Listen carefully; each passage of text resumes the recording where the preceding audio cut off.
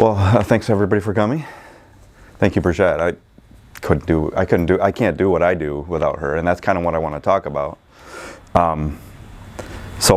Zero balancing itself is it's a body work that it takes your structure and it takes your energy body, so those two bodies combined to relieve tension. So at that bone level that's the densest energy in the body. The guy who came up with it, his name was Fritz Smith. He died last year, unfortunately, at 96. But he was actually subluxated for most of his life because his dad was a chiropractor, and when his dad died, he got adjusted by some chiropractor, and it was awful. So he never went back to another chiropractor. He was a osteopath. And he went to a surgery for a shoulder, and the whole surgery was done without any anesthesia, only with acupuncture needles. So he said, I need to learn that. So he went and learned acupuncture, decided he wanted to make an east meets west type body work, and he did it, and it worked out great. Not a lot of people know about it, unfortunately. But I think a lot of it comes down to a lot of them are working on people that are subluxated, because the energy that is flowing once that adjustment happens is great. It works for it. I don't need to do hardly anything after a year of care in order to balance that energetic body with the structural body. It's simple. It is natural, and I didn't realize it so much until I started working on more people because I'll get people coming in.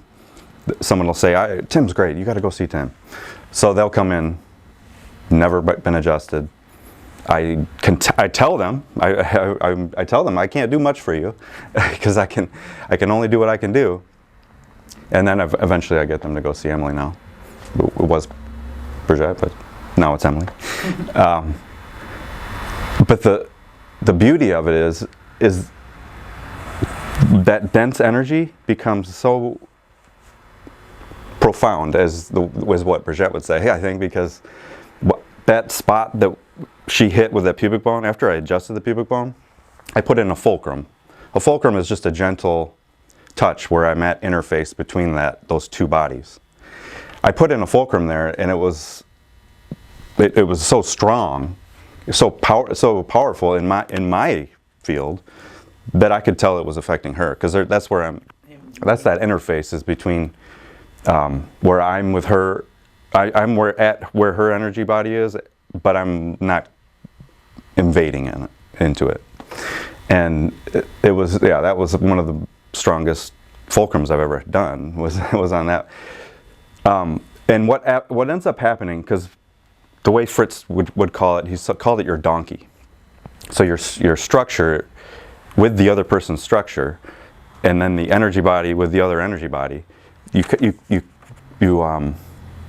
don't blend. You stay at interface, like I was saying, and you could feel that other person being a part of the work, because I'm not the only one working. The person on the table is also part of the work.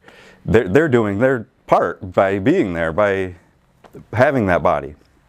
And he called it a donkey because donkeys, when they go up on a cliff and they walk with each other, they would lean on each other in order to keep from falling. I mean, they still do. So he used that as an analogy for the way that the zero balancing works. And any work is going to be way easier, way more effective once that cerebral spinal fluid is flowing correctly, and once the person is already engaged in the healing process of themselves. And so I really wanted to just share that, because zero balancing is really like what Brad was, as she was saying, Brad taught me a lot of other parts, but that zero balancing touch, because it's a bones, like I say, that deep energy touch, it works in so many other ways because of the OAA adjustment. And I forgot to follow through on a point. I have turned mine on. What I said to Dr. Darren, who is a chiropractor that does not touch bones at all. He does not, well, he touches his patients just to do the contact reflexology and see what supplements you need now. And I explained to him that if the framework is crooked and we're a bag of bags of fluid, you have a place in your body where a nest can happen. You have a congested area that doesn't have flow to the exits, which is what I had, and I kept managing the nest for 25 years after I first found it. And I said, so don't you understand, if you're working with people who are a clear shot from nose to coccyx, because that's the two ends of the tube, nose, coccyx, then organs all come straight, fluids flow, and now your herbs and potions will help the immune system purge, but the pathway's clear, right? So, you know, posture was always part of health and beauty, because my mom was a model, and about her, it wasn't about my health, it was about my beauty. And that's why I got ballet instead of casts on my pigeon toes. I don't know how much more I could.